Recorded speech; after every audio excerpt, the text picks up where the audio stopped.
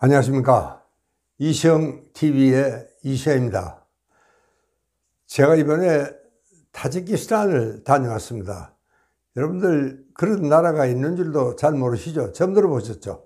사실은 저도 처음 들어봤고, 그래서 사람들은, 그 나라 사람들이 우리 한국 사람들이 좀 타지키스탄을 좀 이해할 수 있도록 그렇게 책을 하나 써주십사.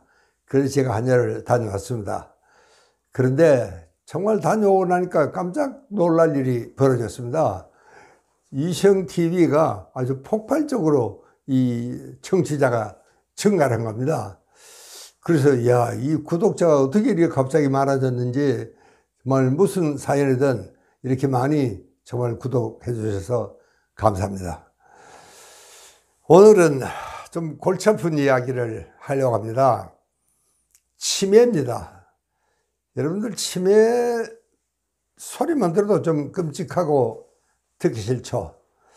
사실은 치매가 라는 이 먹구름이 지금 몰려오고 있습니다. 이게 참 보통 심각한 일이 아니옵시다.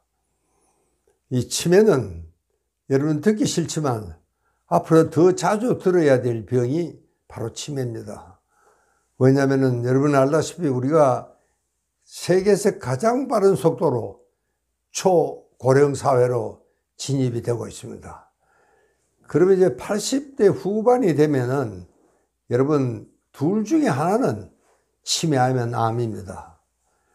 여러분 우리가 정말 그런 한 번도 경험해 보지 못한 이 미중유의 사태가 지금 우리 한국 사회에 벌어지고 있습니까? 자, 이거 우리가 어떻게 해야 되겠느냐? 참 보통 걱정이 아니옵시다. 여러분 65세 이상 노인의 10명 중에 한 사람이 치매라는 이런 진단이 붙게 되어 있는 것이 우리 현실입니다. 자, 여러분 그러니까 사실은 100세가 넘어가면 반 이상이 거의 치매 환자다, 이렇게 생각해도 다르지 않습니다.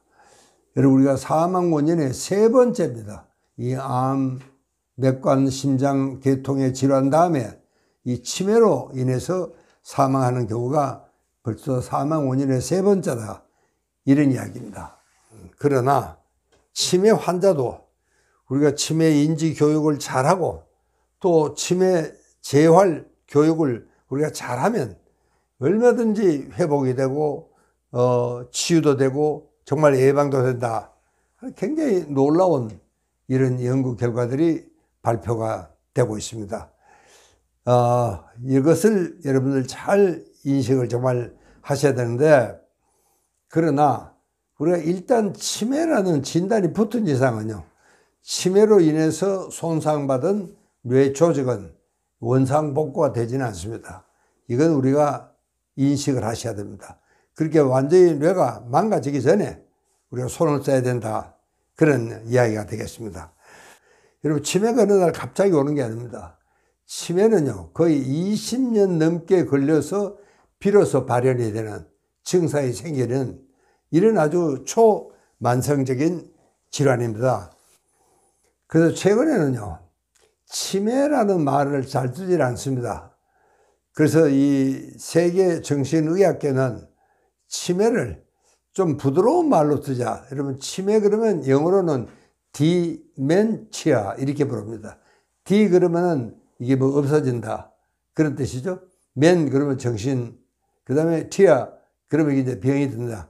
그러니까 뭐 정신이 나간 병든 상태다, 이런 뜻입니다. 그래서 이게 너무 끔찍하다. 그래서 요즘은 이제 이거를 인지장애 이렇게 부릅니다. 이 cognitive impairment.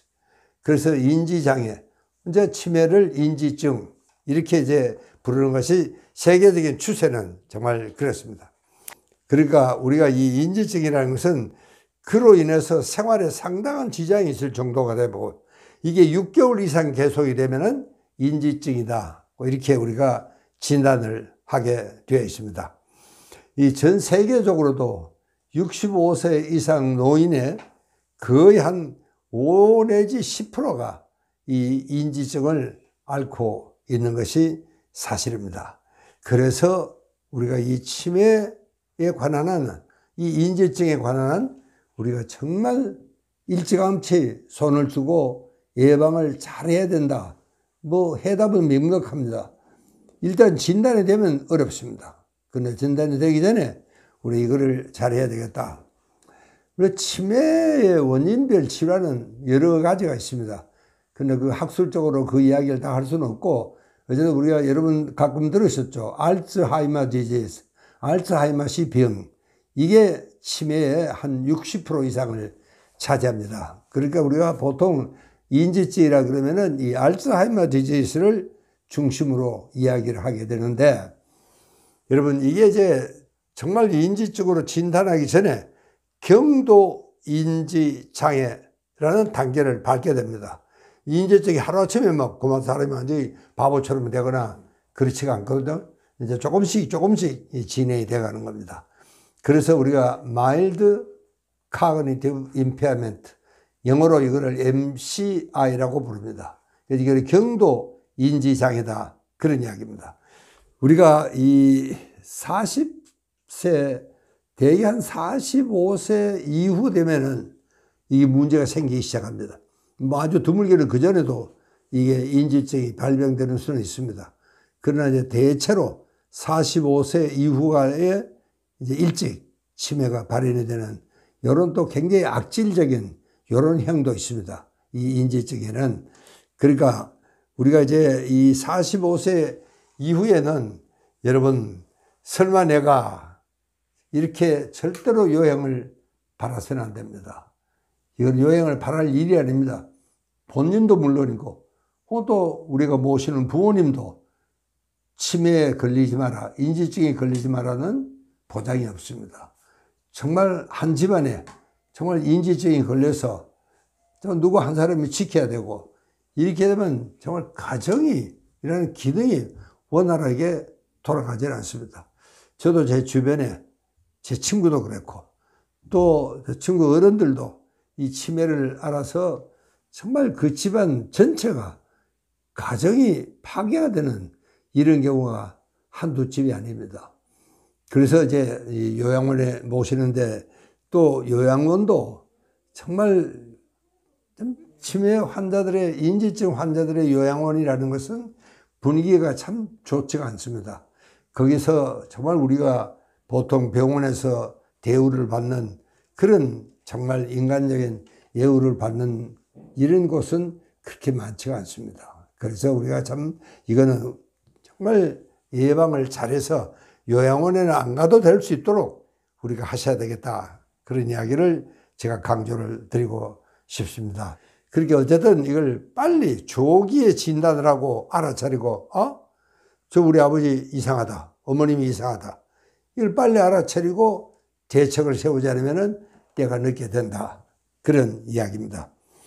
여러분 우리는 이제는 참 싫든 좋든 초고령 사회로 진입을 하고 있습니다. 세계 제일 빠른 속도로.